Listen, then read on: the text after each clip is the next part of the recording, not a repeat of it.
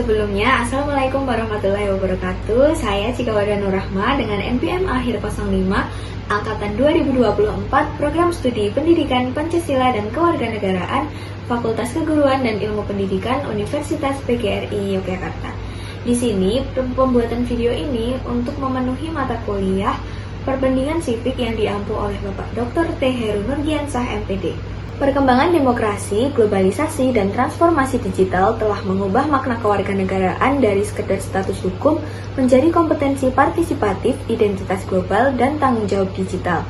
Dalam konteks tersebut, pendidikan kewarganegaraan dituntut tidak hanya menanamkan loyalitas nasional, tetapi juga membentuk warga negara yang kritis, partisipatif, dan juga adaptif terhadap perubahan dunia. Yang menjadi pertanyaan, apakah model pendidikan kewarganegaraan di Indonesia saat ini telah memadai untuk membentuk warga negara demokratis di era global dan era digital? Paradigma pendidikan kewarganegaraan di Indonesia masih berorientasi pada pengetahuan normatif dan juga loyalitas nasional. Berbeda dengan civic education di Amerika Serikat yang lebih menekankan pada keterampilan partisipasi, diskusi kritis, serta stimulasi praktik demokrasi. Hal ini membuat civic education atau pembelajaran kewarganegaraan di Indonesia cenderung lebih teoritis, sementara di Amerika Serikat lebih aplikatif dan berorientasi pada pembentukan warga negara yang aktif.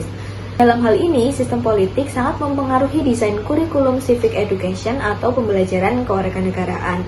Di Indonesia, demokrasi Pancasila lebih menekankan pada integrasi dan persatuan, sehingga fokus kurikulumnya itu lebih pada nilai dasar dan stabilitas sesuai dengan Pancasila. Sebaliknya, sistem politik di Amerika Serikat adalah sistem politik yang liberal. Di Amerika Serikat lebih mendorong pada kurikulum yang menekankan kebebasan individu, partisipasi publik, serta keterampilan dalam berdebat. Efektivitas pendidikan kewarganegaraan di Indonesia dalam membangun civic engagement generasi muda masih sangat terbatas. Banyak siswa memahami Pancasila dan Undang-Undang Dasar 1945, tapi hanya sebatas teoritis saja.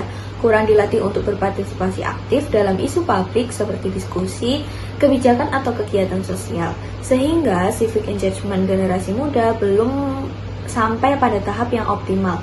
Di Amerika Serikat, civic education lebih berhasil membangun civic engagement karena metode pembelajaran yang digunakan itu berbasis pada pengalaman nyata atau real, seperti halnya simulasi pemilu atau debat publik.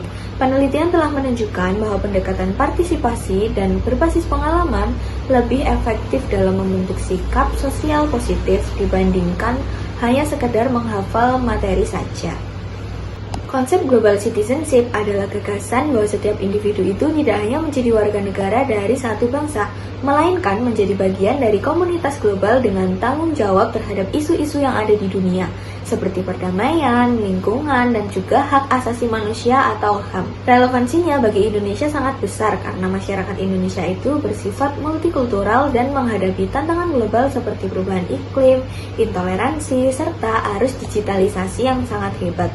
Dengan mengintegrasikan nilai global citizenship ke dalam pendidikan kewarganegaraan, generasi muda dapat dibentuk menjadi warga negara yang kritis, mampu menghargai keragaman, serta mampu berkontribusi dalam skala internasional sekaligus tetap berakar pada nilai-nilai Pancasila sebagai identitas nasional.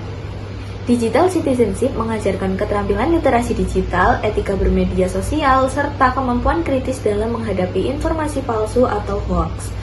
Dengan bekal ini, siswa tidak hanya menjadi pengguna teknologi saja, melainkan menjadi warga negara yang mampu bertanggung jawab dalam menjaga kualitas demokrasi di era digital. Misalnya, mereka atau para siswa yang sudah dilatih itu untuk dapat berdiskusi secara sehat di ruang publik online, menghargai perbedaan pendapat yang ada di dunia media sosial, serta menggunakan teknologi untuk memperkuat partisipasi aktif antar warga negara. Dengan demikian, digital citizenship menjadi jembatan penting supaya demokrasi tetap relevan dan sehat di tengah transformasi digital. Menurut saya, arah baru pendidikan kewarganegaraan yang ada di Indonesia sebaiknya mengintegrasikan orientasi nasionalisme dengan kewarganegaraan global. bukan memilih salah satunya. Secara teori, demokrasi deliberatif menekankan pada musyawarah dan juga partisipasi aktif warga negara dalam suatu pengambilan keputusan, yang sejalan dengan sila keempat, yaitu kerakyatan yang dipimpin oleh hikmat kebijaksanaan dalam permusyawaratan perwakilan.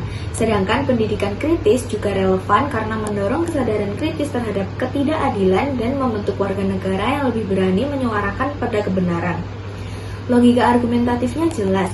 Apabila hanya berorientasi pada nasionalisme saja, identitas nasional bisa melemah.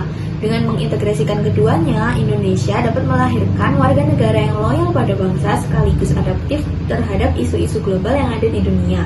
Contoh konkretnya, apabila pembelajaran yang berbasis proyek itu menggabungkan antara isu lokal seperti pengelolaan sampah yang ada di Yogyakarta dengan isu global seperti perubahan iklim, serta pelatihan literasi digital untuk melatih partisipasi demokratif di ruang publik modern.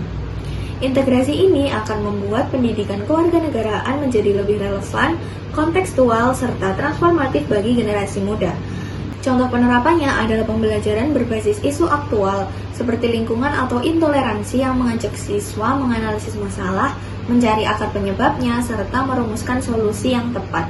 Integrasi demokrasi deliberatif dan pendidikan kritis akan membuat pendidikan kewarganegaraan di Indonesia menjadi lebih relevan untuk menghadapi tantangan global dan digital, sekaligus tetap berakar pada nilai-nilai Pancasila.